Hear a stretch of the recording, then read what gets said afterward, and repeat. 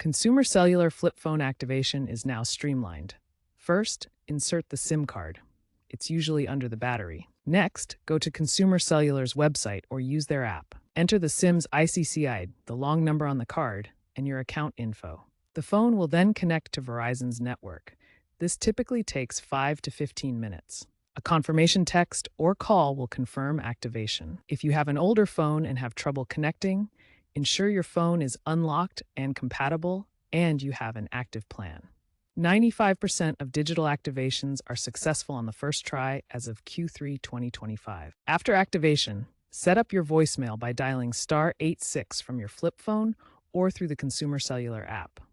Record your greeting and customize settings as needed. For visual voicemail with text transcripts, check if your phone supports app integration. If you encounter issues during activation, like SIM card recognition problems, try a manual network setup by ensuring your APN is set to Internet.